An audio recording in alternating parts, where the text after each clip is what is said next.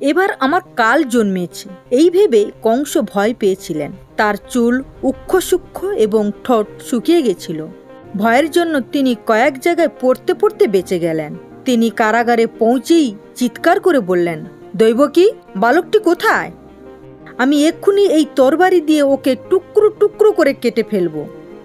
বাঁশও থাকবে না, বাঁশিও বাজবে না।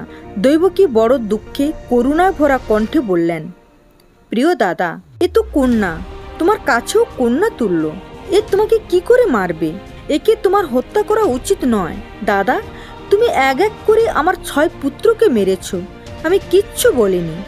আমি আঁচল পেতে তোমার কাছে এর প্রাণ ভিক্ষা করছি। আমি তোমার ছোট বোন, এই অভাগিনীকে দয়া করো। এটি আমার সর্বশেষ সন্তান। দুহাত জড়ো করে তোমাকে মিনতি করছি, একে তুমি বাঁচতে দাও। এটি আমার শেষ চিহ্ন। ভবিষ্যতে তোমার কাছে আর কিচ্ছু চাইব না। কন্যাটিকে কোলে লুকিয়ে রেখে অত্যন্ত করুণ সুরে দৈবকী প্রার্থনা জানালেন। কিন্তু কংস অত্যন্ত দুরাচারী ব্যক্তি।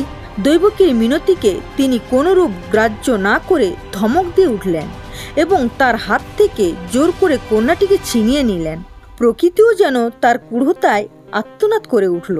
সবার চোখের সামনে দুষ্টু কংস ভাগ্নির পা ধরে যেই পাথরের চাতালে আছাড় দিতে গেল, অমনি কন্যাটি তার হাত পিছলে আকাশে উঠে গেল।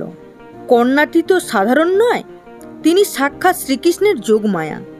আকাশে উঠেই তিনি দেবী রূপে পরিবর্তিত হলেন এবং তার দিব্য স্বরূপ কংসকে দেখালেন। তার 8 হাত, সেই হাতে ধনুক, ত্রিশূল, বাণ, ঢাল, তরবারি, শঙ্খ, চক্র ও গদা সুশোভিত। তিনি দিব্য মালা, চন্দন ও সুন্দর অলঙ্কারে সুসজ্জিতা। দেবতা, গন্ধর্ব, কিন্নর ও অশ্পরাগণ তার স্তুতি করছিলেন। দেবী তখন কংসকে বললেন, ওরে মূর্খ, আমাকে বধ করে তুমি কি পাবে? তোমার হত্যাকারীর শত্রু তো অন্য কোথাও জন্ম নিয়েছে। তুমি আর নির্দোষ বালকদের হত্যা করো না। কংসকে এই কথা বলে দেবী যোগমায়া অন্তর্হিত হলেন এবং বিন্ধ্যাচালের বিন্দেশ্বরী নামে খ্যাত হলেন। যোগমায়ার ভবিষ্যৎবাণী শুনে কংস তিনি তখনই বসুদেব ও দৈবকীকে কারাগার হতে ছেড়ে দেওয়ার আদেশ দিলেন। তিনি বসুদেব দৈবকীকে বললেন, আমি অত্যন্ত পাপী। আমি ভুলবশত তোমাদের বাচ্চাগুলিকে হত্যা করেছি। এর জন্য আমার কষ্ট হচ্ছে।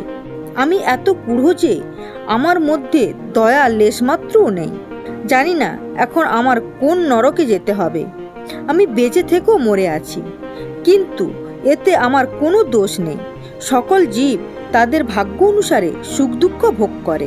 অতএব তোমরা আমার অপরাধ মার্জনা করো। এই বলে তিনি তার ছোট বোন ও ভগ্নিপতির পায়ে পড়লেন। বসুদেব ও দৈবকী তাদের ক্ষমা করে দিলেন।